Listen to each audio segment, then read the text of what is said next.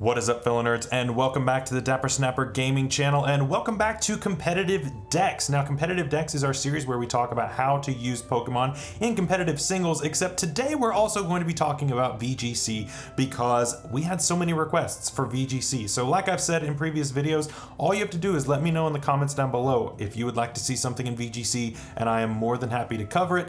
And we're actually going to be featuring this in VGC tomorrow on the channel as well. So what a great reason for you to go ahead and subscribe if you haven't already, and go ahead and leave a like on this video because I know that Metagross is some of your all's favorite Pokemon out there. It is a fantastic mon, I absolutely love it.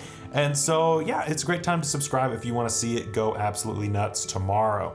So I want to give a little bit of a roadmap for this week before we jump into this, because this week's going to be a little weird. I go out of town, leaving tonight actually, probably about the time that this video is going live, and everything else is going to be recorded for this week, so don't worry, you will have your VGC tomorrow. Our Meme GC series is coming back. Our Wi-Fi Wednesday, a live 6v6 Wi-Fi battle, is going up on Wednesday. That's going to be against a viewer. And then Friday, we're going to talk about the competitive metagame of singles as a whole with our state of the meta address, and we're going to talk about everything that's happened so far in the metagame, all the changes that have come at the beginning of this metagame, and just what the early meta is looking like in general. So make sure you don't miss that. It's going to be a really good video for those of you who are into competitive. So Metagross, right? Metagross is a great Pokemon, great typing, great stats, great ability, great move pool. Why did it just drop to UU then? UU is the tier that's right below OU, right below the main competitive tier of competitive singles, and it just dropped because it didn't have enough usage in that OU tier. So why is it that a mon that has all of these things going for it, why is it dropping down? Well, the problem with Metagross right now is just the metagame is not very kind to it right now, to be honest with you. If you look at the top 10 Pokemon right now in OU, you've got Landorus. Both kinds are actually within the top 10. You've got Heatran, Spectrier, Zygarde, Pheromosa, Kyurem Black, Magearna, Urshifu Single Strike, and Regieleki.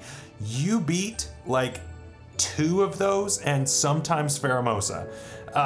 You can beat Magearna and you can beat Regieleki most of the time if you're not low. So I mean, but you kind of lose to the rest of them. So it's a tough metagame, right? It's a really tough metagame right now. It's not very kind to Metagross, to be honest with you. There's just too many things that deal with it really easily, and so it just really struggles. But today we're going to talk about some counterplay and this third set. Honestly, I'm really excited about the third set because I think it's going to actually be good. I don't think it was that good last generation, but I think it'll be good this generation because it actually pretty much just counters all of those mons and almost all of OU anyway, and we'll get to that when we get there. But first of all, I want to talk about Choice Band. Choice Band is a very common set that has been run last generation. I think it will also stand up in this generation as well, because 135 attack with a Choice Band on an Adamant Nature is insane amounts of damage. Now, most of the time you're just going to be clicking the Meteor Mash. It's going to do the most damage, and it also gives you a chance of raising your attack by 1 stage, which is always a good thing. 216 speed is there to outspeed Jolly, Crawdaunt, and Scizor, which are 2 pretty big things. Crawdaunt obviously has now dropped down to UU as well, and Scizor is down there too, but I mean, we could see a resurgence in them later. It's tough for Scizor to rise with Heatran running around, and Crawdaunt maybe. I think Crawdaunt has a chance of coming back. It's possible, but it struggles a lot with Magearna now back in the metagame, but we'll see. We'll see what happens. But anyway, that's what those are for, and obviously anything slower than that, you could obviously run less speed and a little bit more bulk if you wanted to, but I personally like this speed tier. I think it's a good one for him. And yeah, you've got Earthquake for things like Heatran, even though you're going to be slower if it's not a defensive Heatran. You've got it for things like, I guess, Melmetal, but unless you're boosted, I don't think you're going to ever KO a Melmetal, even with the super effective move. So it's a good set though. I mean, Metagross just struggles in the current metagame. That's all it is. Obviously, you don't take Intimidate from Landorus, which is nice because of Clear Body, but yeah, it struggles. It struggles a little bit. Trick is there for any kind of your defensive kind of things that want to come in on this. Ferrothorn switches in on this pretty easily, and most Ferrothorns do not want to be choice banded. Most of them want their leftovers to be able to switch between like Leech Seed and all that good stuff. So you could obviously trick a choice band onto that. So yeah, you've got stuff out there. You could also do it on a regular Moltres. Regular Moltres is up here now. Take away its heavy duty boots. That would be a big one. So, you know, watch for that. I think it's definitely something to look out for. And then we've got a Stealth Rocking set. Now, the item is very flexible on this set right here, because we've got Cassid Berry for ghost types, but you also could just as easily run a Shuka Berry for those pesky ground types out there like Zygarde, Landorus Incarnate, Landorus Therian, all that good stuff. And then you also could run the Ghost Berry for things like Spectrier.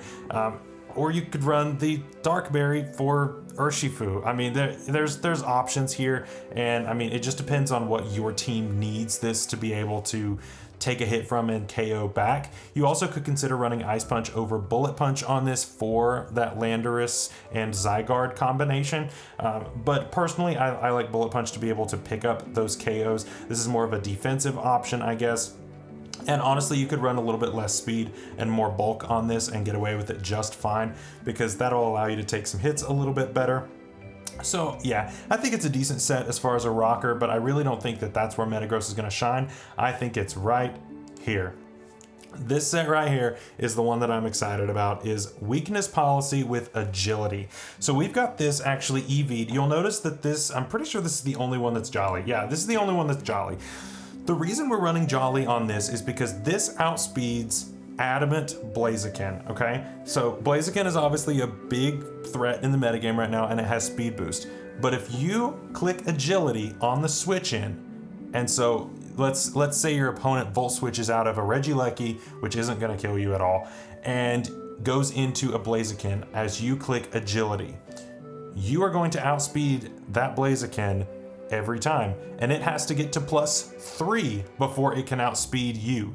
So that's why I like this. Obviously, if the Blaziken is Jolly, then whatever, but most of them are Adamant because the speed boost is a thing, so why would you sacrifice that power when you don't have to? So it's pretty awesome. I think it's really awesome. This also outspeeds things like Scarf Blacephalon, so I really like that as well, because Scarf Blacephalon has been running around just a little bit, people just trying it out, and you do have a 68% chance to KO a Blaziken with Earthquake at neutral, with only 12 attack EVs, which is pretty awesome. At +2, if you get your Weakness Policy off, you can 2-hit KO pretty much the entire metagame.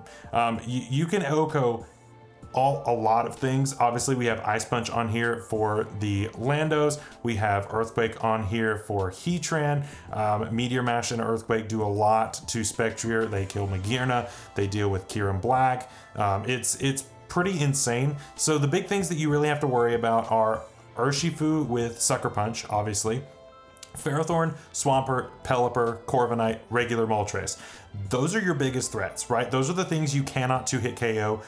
Pretty much everything else in the metagame, I'm pretty sure everything else in the metagame, you can at least 2-hit KO, which is kind of crazy to me, to be honest with you, at +2 anyway. At +2, you can KO the entire OU metagame, and you've got Agility then, so you're also going to outspeed any Scarfer that is 107 or less, which is also pretty insane. So I really like this set. I think this is going to be its most viable set out there.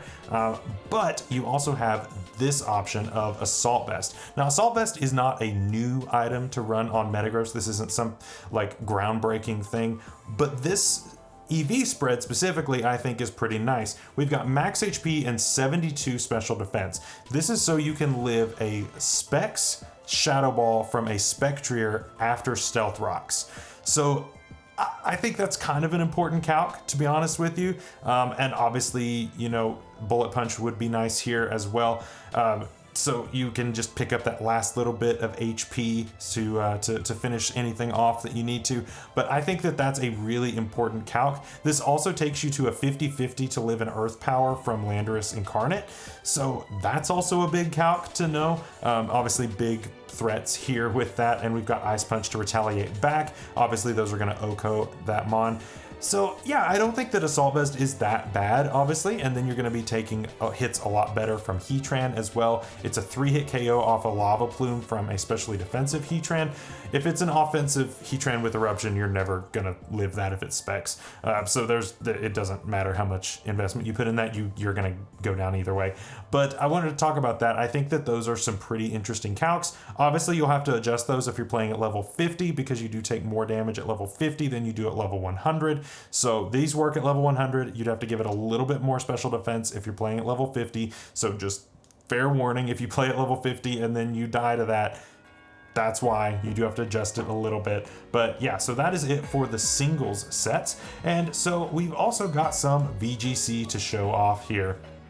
I think that Metagross in VGC is going to be better than it is in singles, to be honest, because I think it does a good job at checking a lot of the metagame, and it's really, really cool. Now, the thing is, it's very versatile as far as speed goes, and it just depends on what you want to outspeed. So 132 is enough to outspeed a Dragapult if you're behind Tailwind.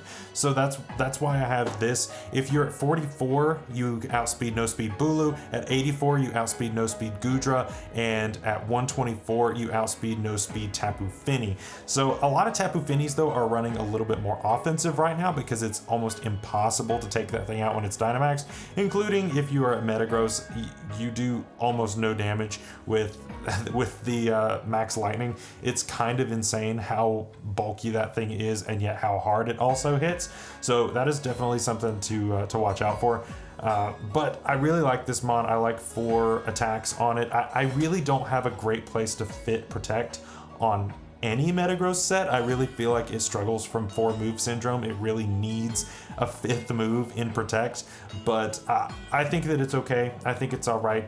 Now, obviously, even if we went to max speed, we still don't outspeed Regieleki, so unfortunately, we can't give it max speed and outspeed that even under Tailwind.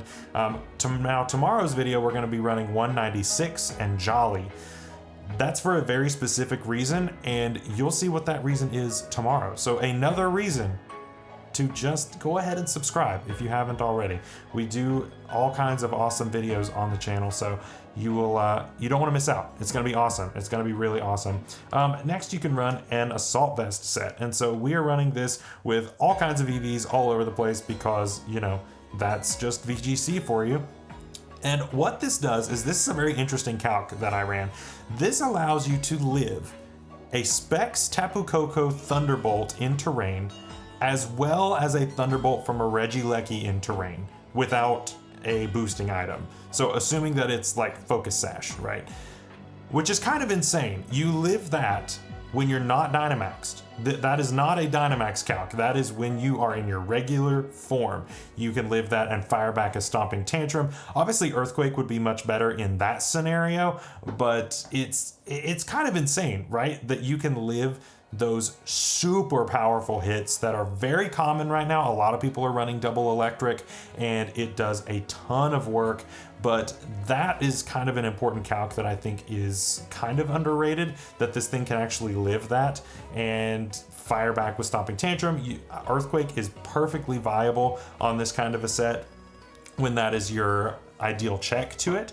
And so obviously we only get 20 in attack, which isn't great, because we put that 84 in there from Gudra, because Gudra is obviously a thing that is still around because of Comfy. And so, yeah, I mean, it's still a good set, I think. And you could obviously take away a little bit of HP and put it into speed if you needed it to be a little bit faster. But I personally think that this is a really good place to land.